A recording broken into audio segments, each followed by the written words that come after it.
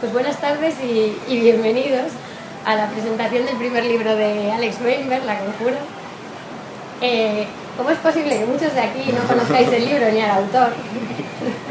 Vamos a abordar esta presentación en modo de entrevista. Muy bien. Para que así lo vayáis conociendo un poco mejor. El libro trata un tema un poco controvertido, ya que habla del presidente de los Estados Unidos que organiza una conspiración para ahorrar dinero del Estado matando gente.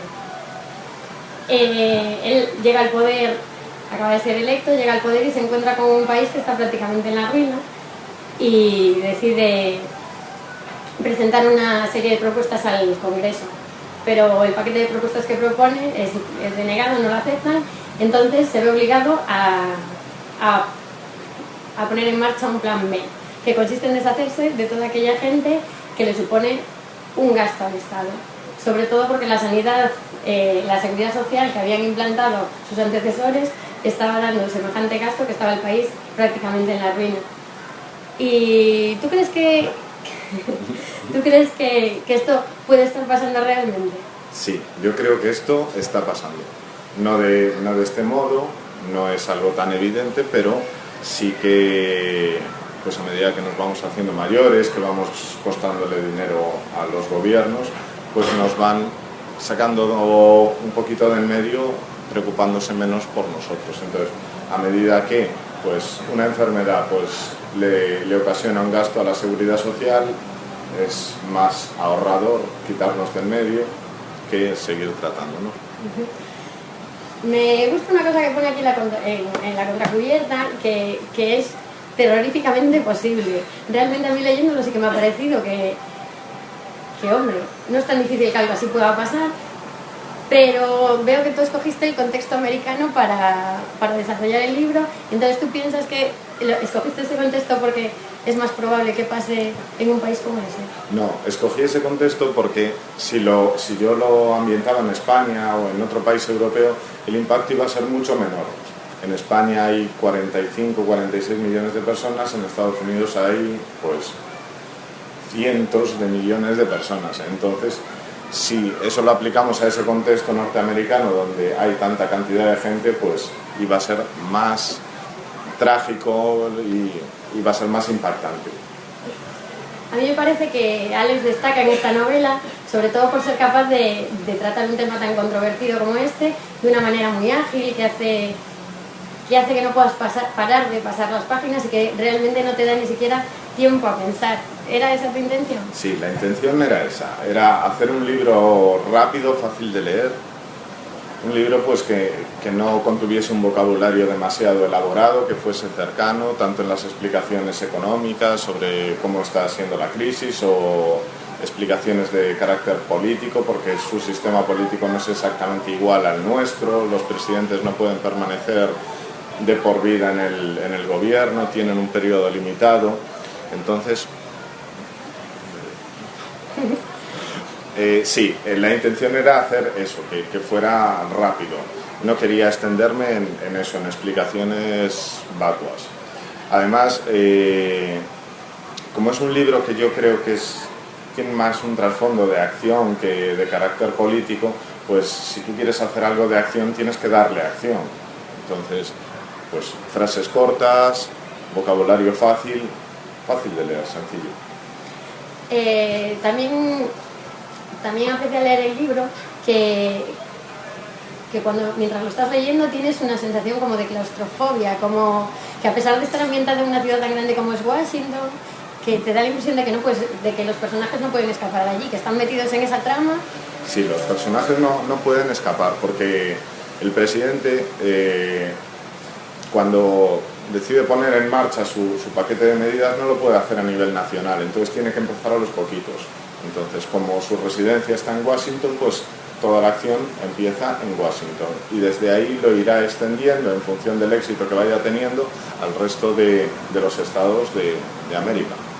Entonces, al hacerlo en Washington y el presidente tener que cerrar la ciudad por tierra, mar y aire, pues claro, el contexto sí es claustrofóbico en tanto en cuanto él ha dicho, a partir de ahora de aquí no sale nadie. ni tampoco entra nadie. Entonces no pueden escapar. Comentaban hoy al mediodía en la televisión cómo Estados Unidos vulnera la intimidad de sus ciudadanos a través de las escuchas telefónicas y de otras muchas medidas, y en tu libro también se trata ese tema de la vulnerabilidad de la... Sí, y además, por si alguno no lo sabe, en cuanto a temas de carácter de seguridad nacional, es lícito saltarse la intimidad personal, ¿vale? Entonces, da igual dónde estés, con quién estés o qué estés haciendo, si se considera un caso de seguridad nacional, ellos tienen la total libertad de abordarte, de escucharte, de espiarte y de asaltar tu intimidad de cualquier modo.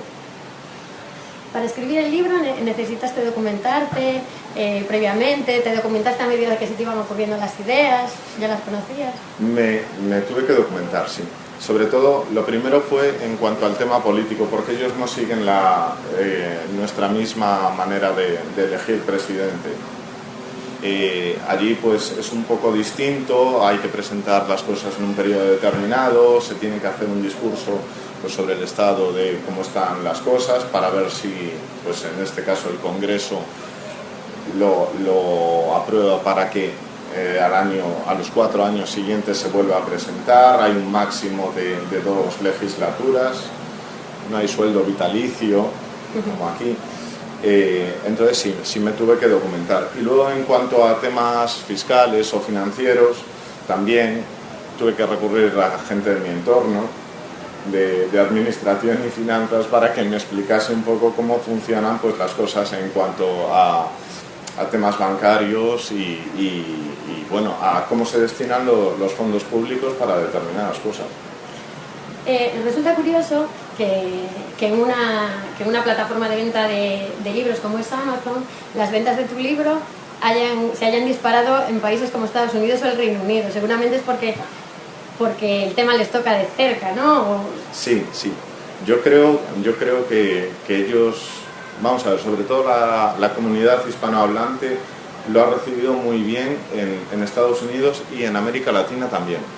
¿Vale? Entonces, además de la página de Facebook, recibo muchas preguntas de gente de América Latina pues interesándose por este tema. Yo no sé si es que ellos viven aquí y allá o es que viven en Estados Unidos y sienten curiosidad por qué les podría ocurrir, pero sí que se está vendiendo muy bien, mejor fuera de España que dentro de España.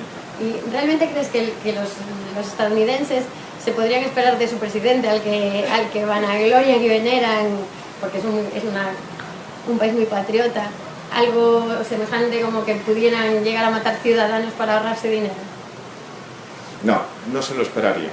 No se lo esperarían porque, por lo que tú has dicho, porque son efectivamente excesivamente patrióticos y excesivamente confiados en cuanto a la figura de su presidente. Pero esto me sirvió precisamente para que un personaje como es Robert Nolan, que es el presidente de los Estados Unidos, que accede al poder, pues primeramente de buena fe pues consiguiera los votos suficientes para plantarse en la Casa Blanca, pero después, cuando su paquete de medidas tiene que pasar el filtro del Congreso, donde un presidente tiene que tener mayoría en las 2 cámaras que forman el Congreso, y en este caso no la tenían, pues vamos a ver, él tuvo que buscar la segunda opción para sacar al país adelante. ¿Qué ocurría? Pues que los ricos, los poderosos, a medida que haya más pobres, ellos son más ricos y más poderosos.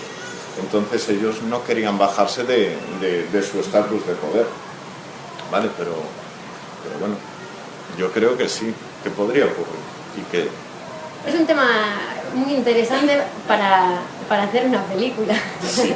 ¿Crees que esto sería posible? Sí, y creo que sería muy fácil.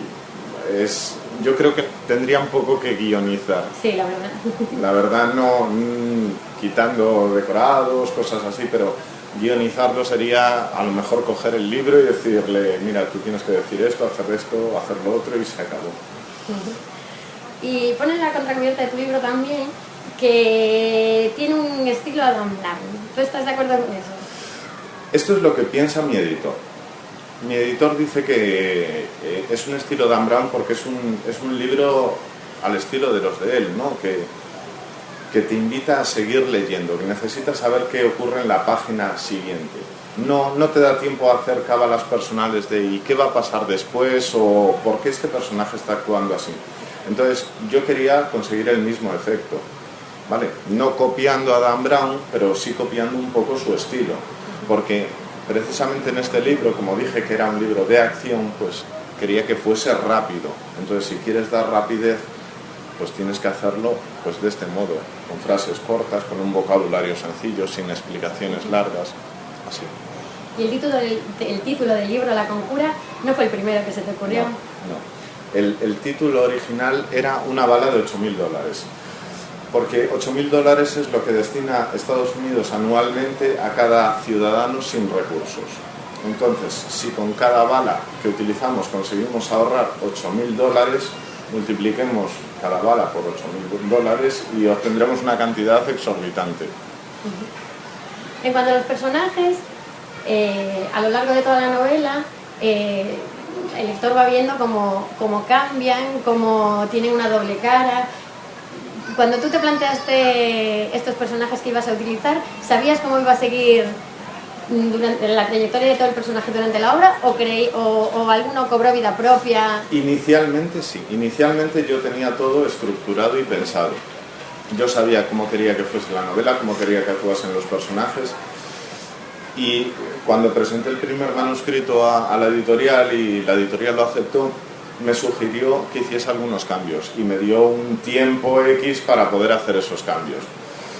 Entonces, claro, yo ahí tuve que improvisar un poco sobre la marcha y que algún personaje hiciese algo que yo no había previsto. Fue el único momento en el que sí se me desmandó un poco la cosa y que no... Bueno, que se me fue un poco de las manos. Y ya que es tu primer libro, ¿nos podrías contar cómo es el proceso que tú llevas para ponerte a escribir? Sí. El proceso es, tú tienes una idea y la maduras. En mi caso es empezar a hacerme la siguiente pregunta: ¿y si ocurre tal cosa? ¿Y si ocurre tal otra? Y entonces, a medida que vas coleccionando ISIs y preguntas, las vas ordenando en la cabeza.